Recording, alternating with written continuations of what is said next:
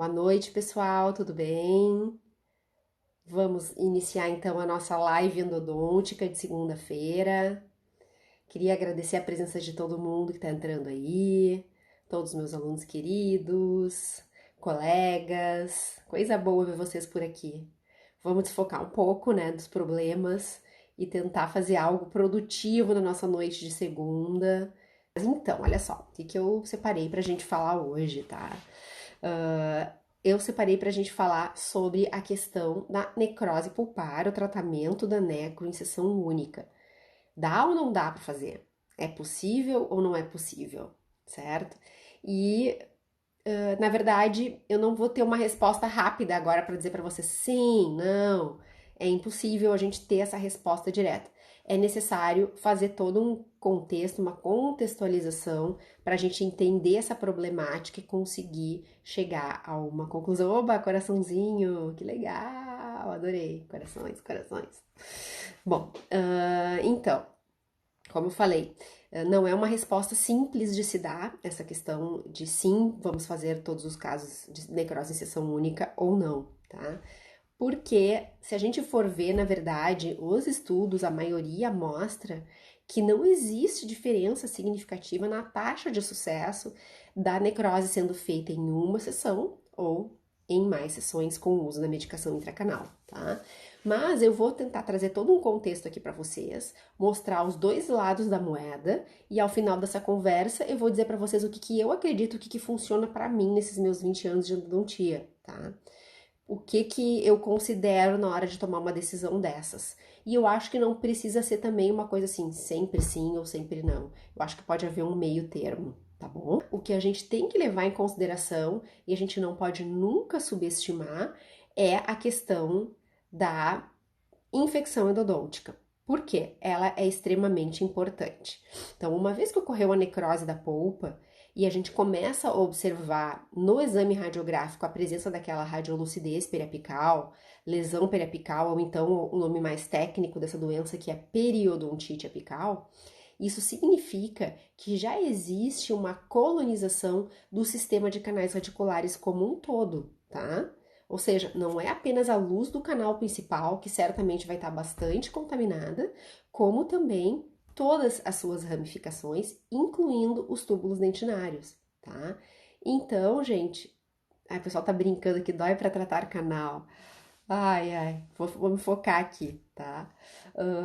Então, todas as ramificações vão estar contaminadas. E uma coisa que vocês têm que perceber nas radiografias é que quanto maior for essa lesão, ou quanto mais radiolúcida, quanto mais tempo também ela estiver presente, maior vai ser essa contaminação. As interações bacterianas terão ocorrido de forma mais complexa e por isso vai ser uma infecção mais difícil de erradicar. A gente não pode esquecer disso, isso é bastante importante, tá? E o que acontece? Durante o preparo do canal, qual é o objetivo, né? O preparo químico-mecânico, que é uma das formas que a gente pode chamar isso. Nós vamos utilizar instrumentos, limas, sejam instrumentos manuais ou instrumentos rotatórios, tá? Junto com uma solução irrigadora antimicrobiana para fazer a sanificação, principalmente do canal principal e alguma coisa de ramificação que esteja mais próximo do canal principal a gente consegue fazer. Mas para isso é importante que esse instrumento toque todas as paredes do canal de cervical a apical, tá? E nem sempre isso acontece, tá? Não necessariamente só na instrumentação manual, como na instrumentação mecanizada. Isso é um primeiro problema que a gente tem que considerar. E, infelizmente, o preparo químico-mecânico com uso de solução irrigadora, até porque se a gente não for utilizar, por exemplo, uma ativação dessa solução irrigadora, vai deixar micro-organismos, sim, tá? Dentro do canal principal, imagina nas ramificações. Então, eu trouxe alguns artigos aqui para ilustrar esse problema. Então, o primeiro problema começa aí, tá? Poxa, eu vou fazer essa necrose em seção única. Será que o meu PQM vai ser capaz de eliminar todas as bactérias que estão ali? Pelo menos do canal principal? Será que eu vou conseguir fazer isso? E esse artigo mostra que não é bem assim, tá? Deixa eu mostrar, vou virar aqui para vocês. Peraí. Acho que é assim. Isto. Então, olha só. O que acontece com as paredes do canal que não foram preparadas?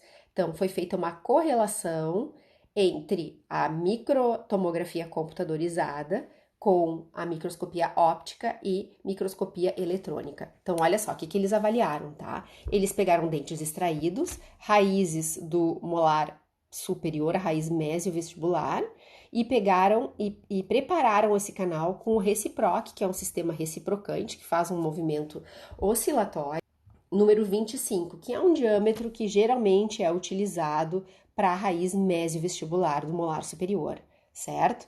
Eles também selecionaram pré-molares inferiores extraídos e trabalharam com a reciproc 40. E vale lembrar que esses dentes tinham sido recentemente extraídos, eles tinham tecido pulpar vital ou tecido pulpar necrosado no seu interior, certo? E eles fizeram uma irrigação sem ativação ultrassônica com hipoclorito a 2,5%, tá? Depois de extraídos os dentes. Vamos ver aqui o restante do que o artigo diz. Então, olha só que legal essa imagem. Vou explicar para vocês o que significa. Olha só. Então, aqui nós temos a raiz do primeiro molar superior, a raiz mesiovestibular. Vejam que essa raiz aqui a gente já tinha visto na live da semana passada, né? A questão dos 2 canais. Mas eles prepararam propositalmente somente o mesiovestibular. Em vermelho, a gente vê o que foi preparado e em verde, as paredes que não foram tocadas pelo preparo. Então, vejam que principalmente no terço apical, com o reciproc, que é um sistema mais moderno, né, um sistema reciprocante, ele não conseguiu limpar todas as paredes. Se a gente pegar aqui um corte axial dessa raiz, vejam aqui ainda da tomografia, a área que não foi limpa, a área em verde. Tá? E essa imagem abaixo aqui se refere ao corte histológico em HE, levado ao microscópio óptico. Vejam como o reciproc ele faz um preparo bem circular, mas essa parte de istmo aqui, ó, vejam que tem um pequeno istmo, uma reentrância, ficou resto pulpar aqui. Então, vamos considerar essas coisas quando a gente estiver pensando em fazer uma sessão única, tá? E a raiz do pré-molar, olha que coisa doida, tá? Aqui foi usado um reciproc mais calibroso, de número 40, tá? E vejam que tudo isso em verde foi o que ele não tocou.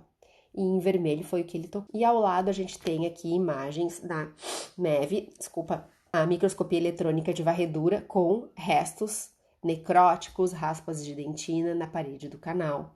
Então, isso é algo que a gente tem que levar bastante em consideração. Porque o que acontece? Os canais, gente, eles não são totalmente circulares do início ao fim, né? Os canais, eles podem ser ovalados, apresentar achatamentos, e os instrumentos mecanizados, sejam eles rotatórios ou reciprocantes, que é o caso do reciproc, não vão conseguir trabalhar nessas áreas que não são circulares, certo? Então, por isso que é importante utilizar algum outro tipo de ativação da solução irrigadora, pode complementar com instrumentação manual, existem instrumentos para finalização, podem ser ativados por ultrassom ou mesmo instrumentos que são levados nos motores rotatórios, tem o Easy Clean da Easy, tem o XP Endo Finisher da FKG, que tem um movimento mais excêntrico e consegue atingir todas as paredes. Então, esse é o nosso primeiro problema, tá? Imagina que a gente vai deixar resto necrótico no canal principal. E a gente ainda tem as ramificações e os túbulos dentinários, tá? Vale lembrar mais uma vez que quanto mais antiga essa infecção, maior vai ser essa infecção. Mais disseminados os micro-organismos estarão através das ramificações dos túbulos dentinários, certo? Vamos ver agora o próximo estudo que eu trouxe para vocês. Olha só, para a gente poder contextualizar essa história direitinho. Então, isso aqui é um relato de caso, tá? Que foi levado à microscopia, tá? São autores bem conhecidos, olha só, Siqueira, Domenico Ricucci, etc. Journal of Endodontics 2012, ou seja, é uma referência bastante importante, tá? Olha só que interessante. Eles verificaram a infecção dos túbulos dentinários como causa de doença recorrente e um fracasso do tratamento endodôntico tardio, um relato de caso. Então, eu vou tentar relatar mais ou menos o que eles encontraram aqui nesse estudo. Que era uma situação de retratamento endodôntico, tá? Que foi feita em sessão única o preparo químico-mecânico e a obturação do canal, tá? Uma super lesão periapical. Aqui foi utilizado instrumentação, até instrumentos de segunda série, deixa eu ver se eu anotei aqui qual era o instrumento que eles utilizaram nesse artigo, não anotei, mas era de segunda série, talvez um 55, não lembro bem, tá?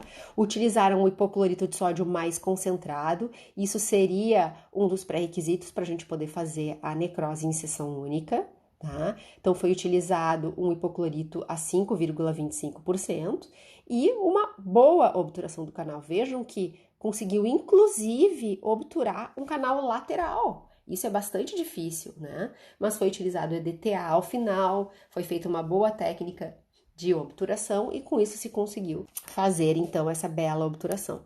Passados 2 anos, aqui tem um 2 aqui, olha o que se observa, um reparo periapical visto através da radiografia. Dente assintomático, tudo lindo, maravilhoso. 9 anos depois, se observa inclusive reabsorção de quase todo aquele cimento que havia sido extravasado para a região periapical.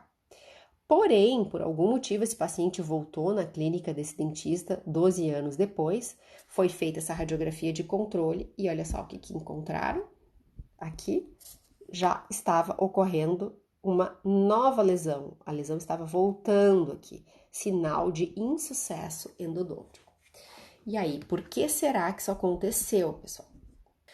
Bom, e aí é que tá, num caso de sessão única, foi feita uma ótima instrumentação com instrumentos até de segunda série e solução irrigadora também, bem concentrada. Vou virar aqui a tela de novo. E olha só, esse dente acabou indo para extração, esse motivo aí nos foge por que foi feito, mas enfim, vamos aproveitar que foi extraído para a gente analisar, foi levado para microscopia óptica. Então, o que nós temos aqui? Cortes do ápice dentário. A área aqui junto, subjacente ao ápice dentário, nós temos então uma lesão inflamatória, um granuloma, que era o que a gente via aquela imagem radiolúcida na radiografia, e a presença, esse pontilhado aqui, do material obturador, a gente vê aqui em maior aumento, naquele canalzinho lateral, lembram que tinha sido super obturado? Então, aquele material já degradado, claro, foi feita a técnica histológica, então a gente vê que desaparece o material obturador, certo?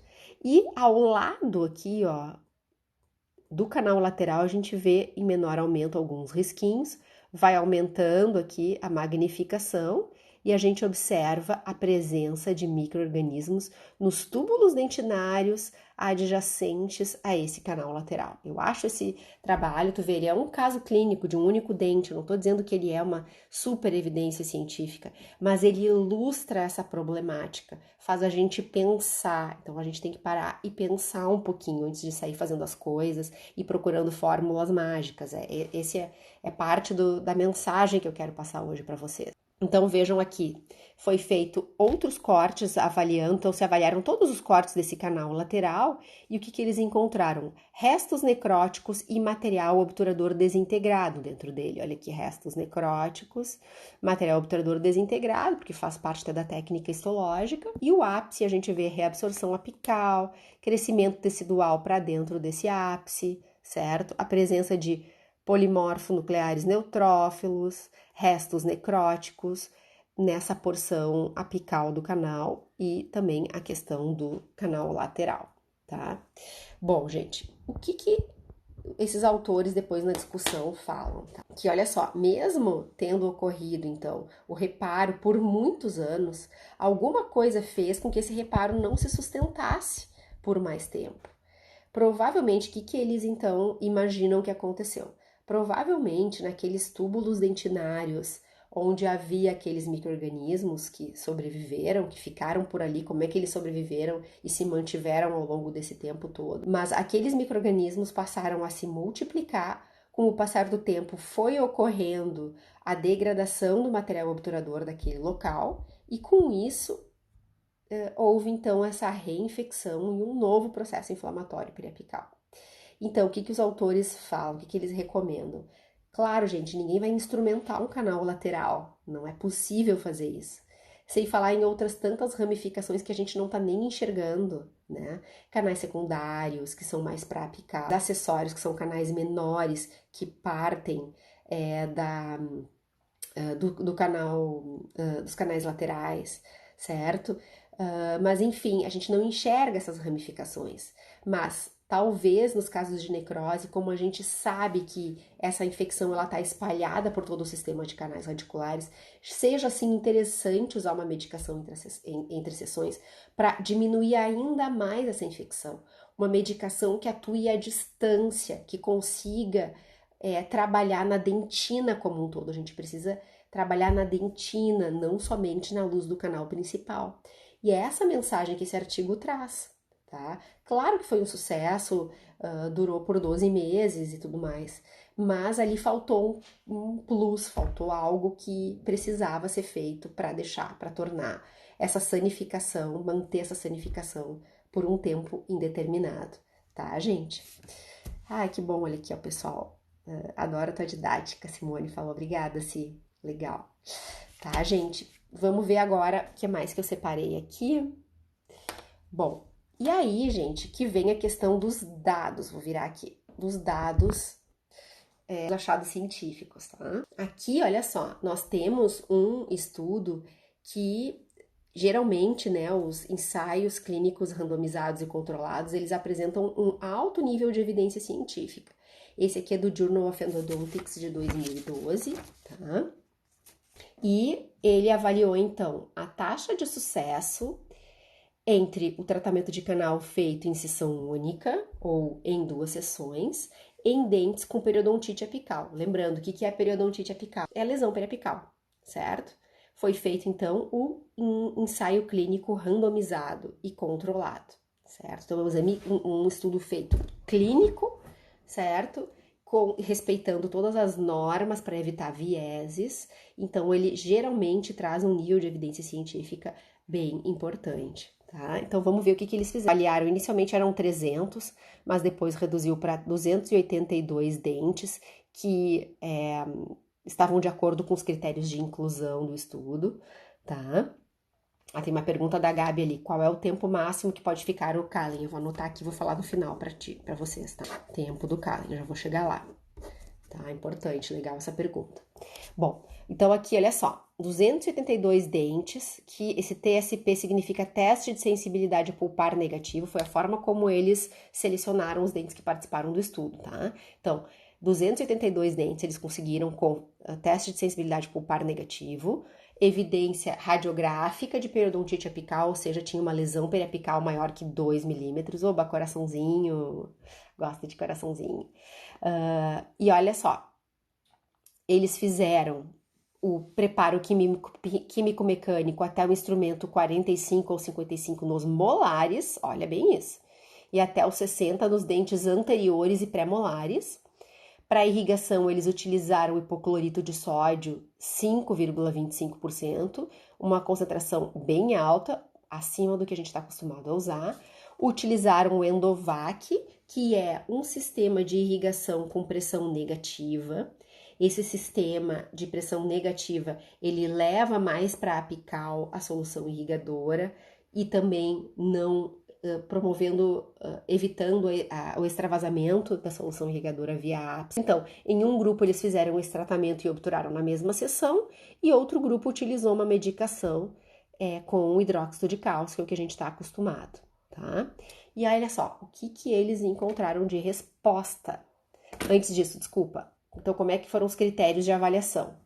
Passados 2 anos desse tratamento endodôntico, eles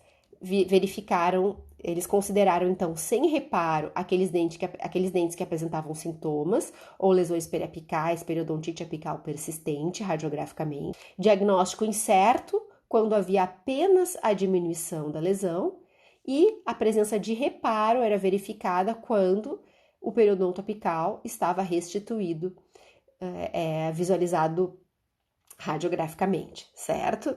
E o que eles encontraram, gente? Não houve diferenças significativas entre os 2 grupos, ou seja, tanto fez fazer em sessão única esses casos de necrose pulpar com lesão periapical, como também nos casos em que foi feito em 2 sessões com hidróxido de cálcio, tá? Então, a gente vê que muitos estudos, não somente esse, né, existem inúmeros, existem revisões sistemáticas também, que não há realmente grandes diferenças significativas entre essas duas situações.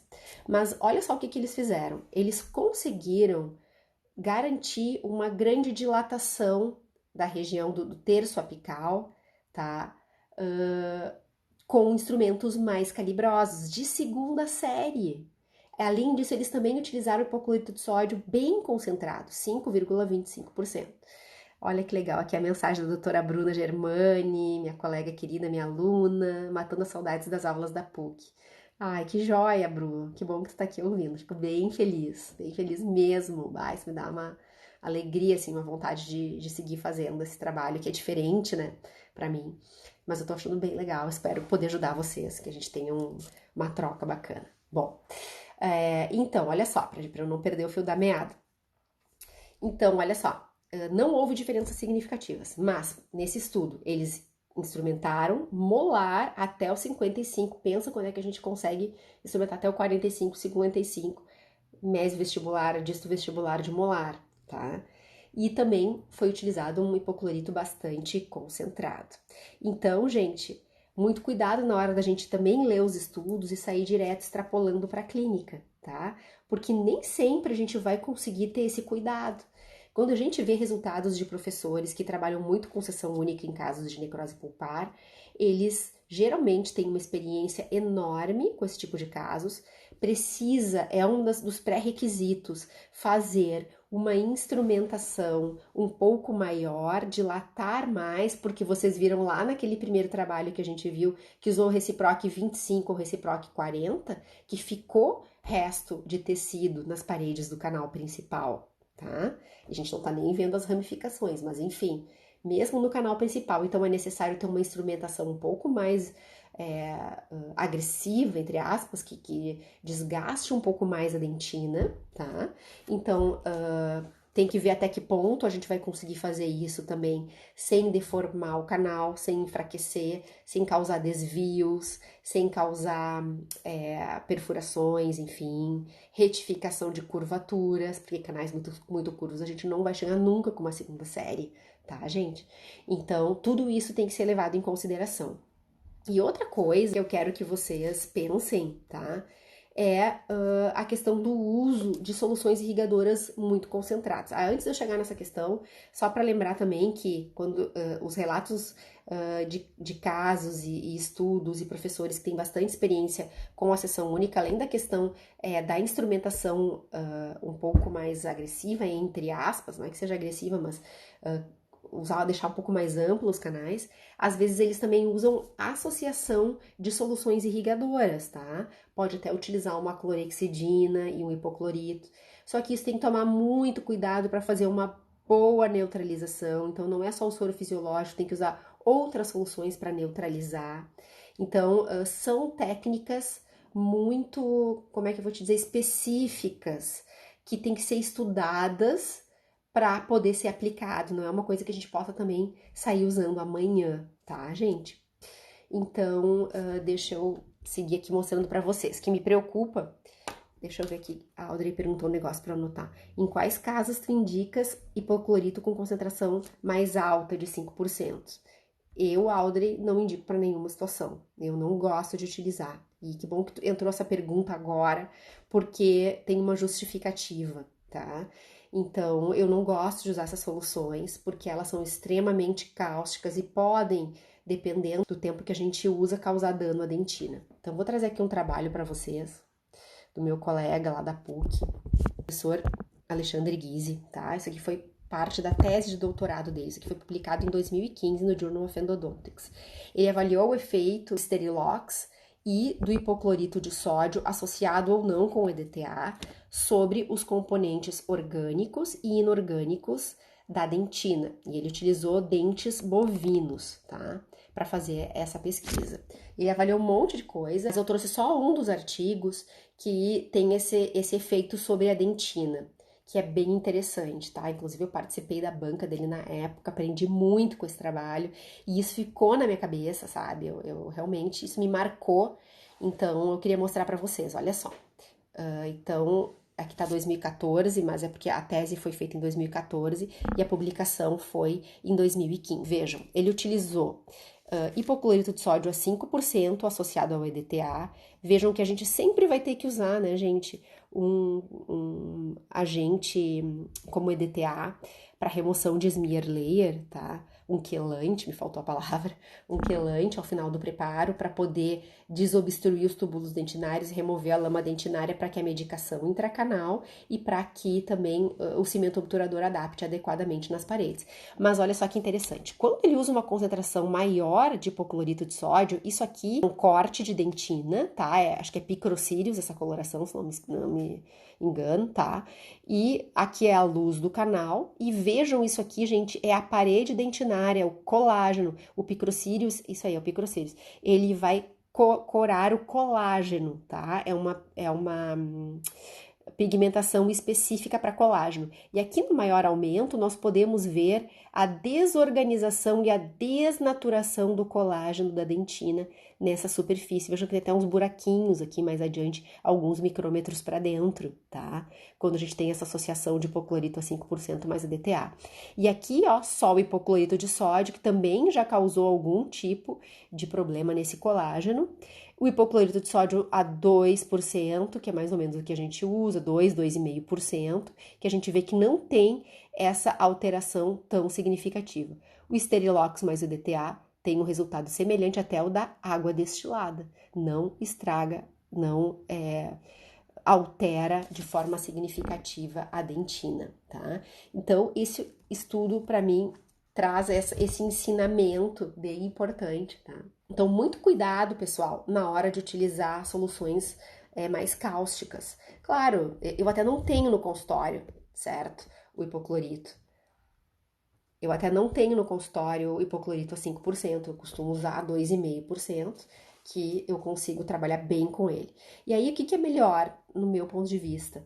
Vamos ativar bem essa solução irrigadora. Vamos utilizar a irrigação ultrassônica passiva e vamos utilizar também outros instrumentos para agitar essa solução. Como eu já falei, tem o Easy Clean, que é muito bom, tem o XP Endofinisher, tenho também da Emica Life, que agita a solução irrigadora. Então, assim, gente, a gente tem que usar todo o arsenal que tem à nossa disposição para tentar equilibrar o dano com a desinfecção, porque a gente tem que ter sempre em mente a questão da infecção endodôntica, realmente, que é o que a gente precisa combater. Ela não é brincadeira, não é fácil de limpar nem o canal principal. Outra coisa que tem que levar em consideração, esses instrumentos modernos, rotatórios e reciprocantes, o preparo é super rápido. Quem trabalha com isso sabe. Rapidamente a gente com um instrumento consegue fazer um preparo químico-mecânico de um canal. Então a gente precisa dar tempo para a solução irrigadora agir e precisa usar algo para agitar essa solução irrigadora, senão ela não vai atuar adequadamente em todas as paredes. O hipoclorito, ele é maravilhoso, ele vai dissolver a matéria orgânica, ele tem esse efeito antimicrobiano importante, mas ele precisa de tempo. Então, vamos trabalhar um pouquinho mais devagar, não é uma corrida contra o tempo, né? Às vezes eu vejo as pessoas falando nas redes sociais, eu fiz em 30 minutos, eu fiz em sessão única, calma. Eu não estou dizendo que a gente não tem que agilizar o tratamento. Ninguém quer ficar 3 sessões de 2 horas com o paciente. Eu acho que a gente em 1 hora e meia, consegue fazer um belo trabalho e nos casos em que está indicado, fazer uma sessão única. Mas 1 hora de consulta é algo totalmente aceitável. Os meus pacientes saem super gratos nas minhas consultas de 1 hora, ainda mais nos casos em que é possível fazer sessão única. Ai, que bom, olha só, foi só 1 hora e tal. Tô com um pouquinho de dor aqui, de ficar com a boca aberta, mas eu não tenho que vir várias vezes. Então a questão tempo é relativa, tá? Eu acho sim que a gente tem que estudar e aprender técnicas para agilizar o tratamento endodôntico, mas fazer bem feito. Né? Não é uma corrida, não é conversar com um colega, eu faço em 30, eu faço em 40 minutos, isso aí não existe, gente, não existe, tá? É tudo uma questão de equilíbrio, né? Isso que a gente vai viver agora vai ser um aprendizado enorme, né? A questão de aglomeração, de trabalhar, de não ir trabalhar, de encontrar com os pais idosos, de não encontrar com os pais idosos, na vida tudo é assim, né? Então na endo também, certo? Bom, deixa eu ver o que mais que eu separei pra vocês pra gente seguir nesse nosso raciocínio. Tá, bom, então, ainda em relação a isso, a gente vê que não existe diferença significativa nas taxas de sucesso entre fazer sessão única em necro e fazer em 2 sessões com o uso da pasta de hidróxido de cálcio. Muitos artigos têm esse mesmo resultado, tá? Mas vamos trazer para nossa realidade. Eu acho que antes de nós tomarmos uma decisão, é importante, pessoal, que a gente olhe para si mesmo e para o seu tratamento que fez naquele dia.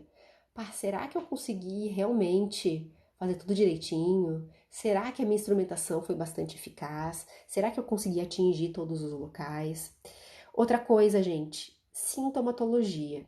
O caso é sintomático, aí sim é um não absoluto. Não está indicado obturar na mesma sessão.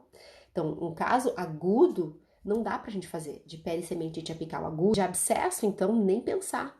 A presença da fístula também é um indicativo que a gente não pode obturar na mesma sessão. Então, se vocês querem, isso sim são coisas que a gente pode dizer assim, com certeza não dá, entendeu? Ai, a Ana Cifali, Prof. Nick, blogueira endodôntica, eu tô adorando. Ai, obrigada, querida, que legal. Eu tô achando legal também, tô adorando poder fazer esse trabalho, assim, tá? É bem interessante. A gente consegue atingir mais gente, assim, bem legal. Bom, então, isso que a gente tem que levar em consideração, tá? Não é a gente trazer para nossa realidade. E a questão da dor, da sintomatologia, da questão da presença de secreção purulenta, tá totalmente contraindicado. Não dá para fazer de jeito nenhum. E a presença da fístula também é um bom indicativo. Então, isso sim seria um não absoluto, tá? E deixa eu ver o que mais que eu trouxe aqui para vocês. Isso aí. Então, gente, para a sessão única dar certo, tá? Realmente eu tenho que dominar muito essa técnica, conseguir fazer então uma instrumentação um pouquinho mais vigorosa, conseguir desgastar um pouco mais de dentina naqueles casos em que eu posso. Então, talvez, se eu tiver um canal extremamente curvo e que eu não vou conseguir trabalhar com instrumentos mais calibrosos, talvez seja um não. E é isso que eu tenho que ter na hora, o discernimento para saber.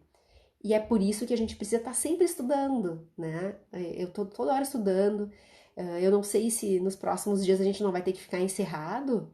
Pô, vamos ver Netflix? Beleza, vamos ver Netflix, mas vamos aproveitar para dar uma estudada, né?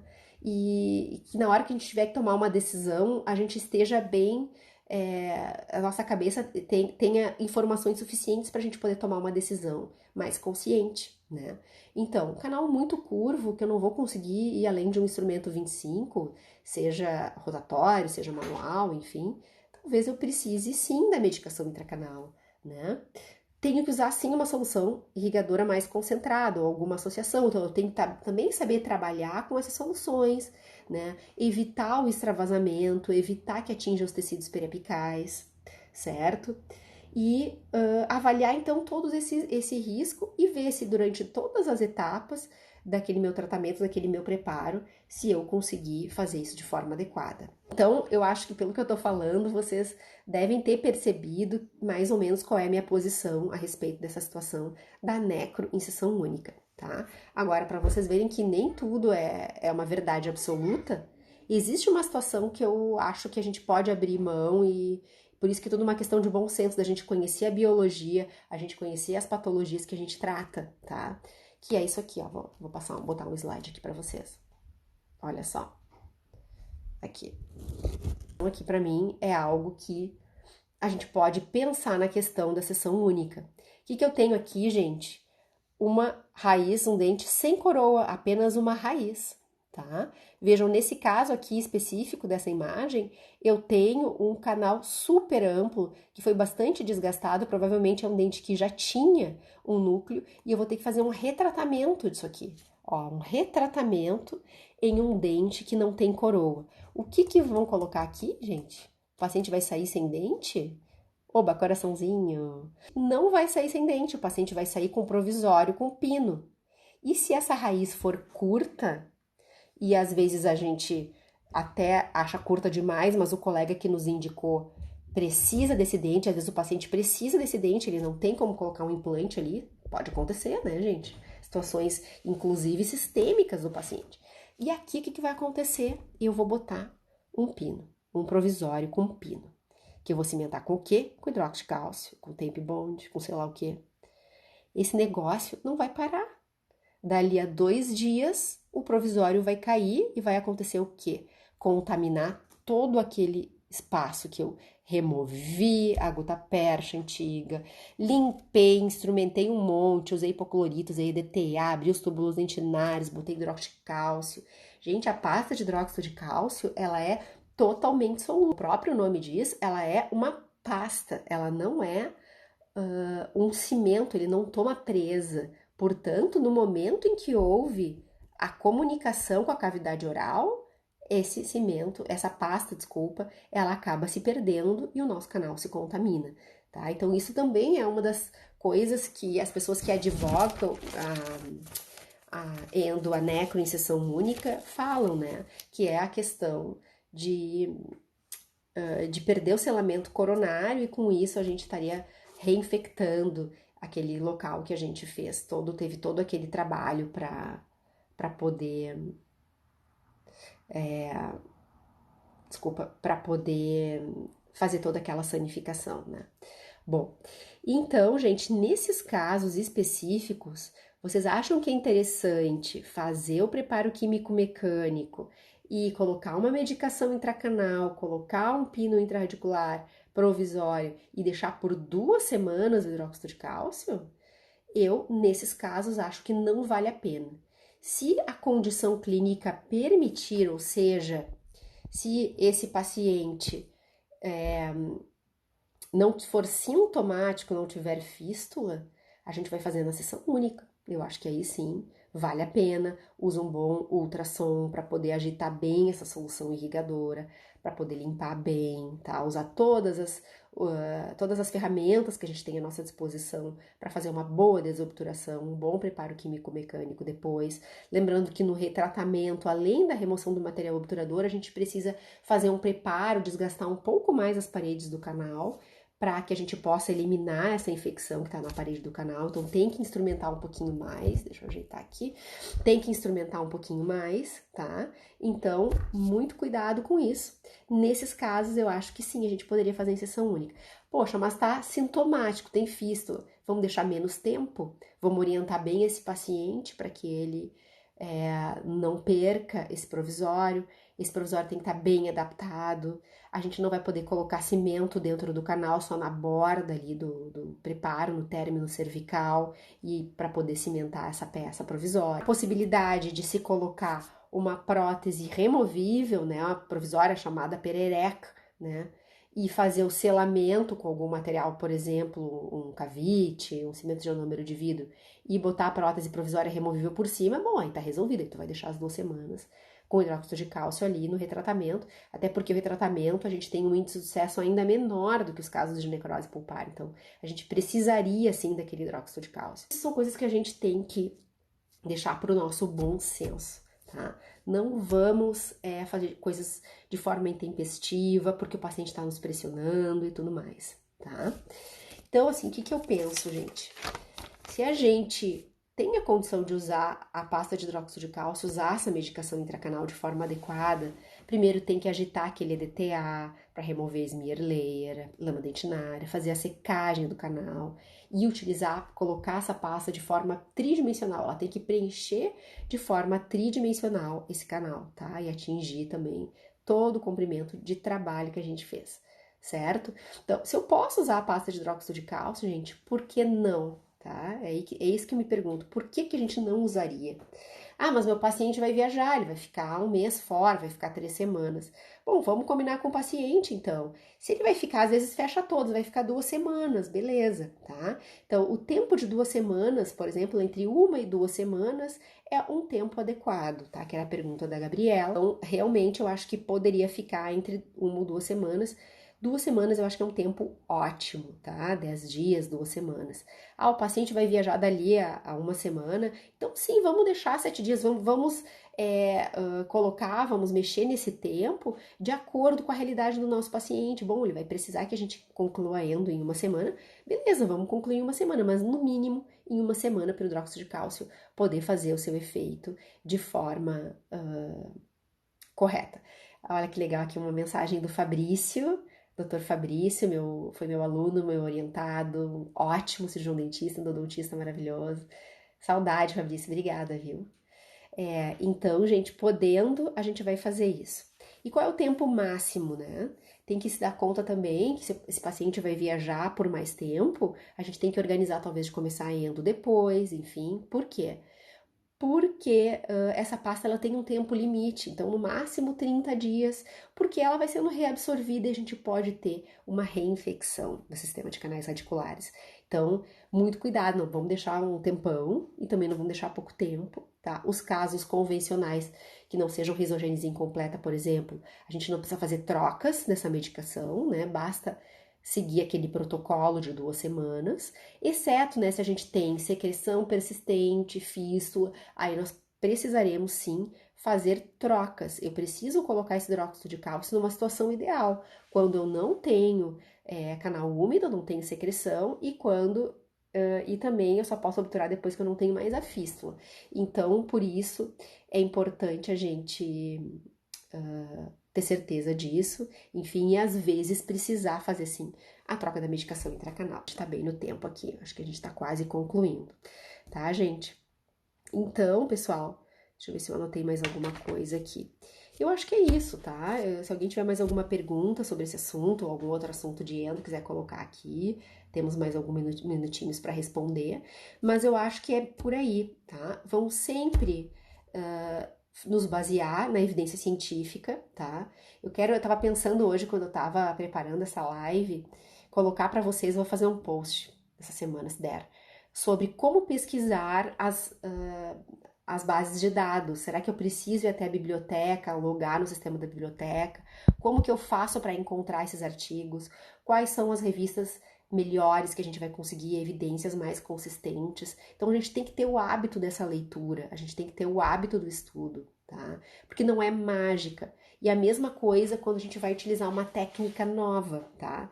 Eu acho sim que todo cirurgião dentista tem condições de fazer endodontia até determinada complexidade, tá? Eu acho que sim.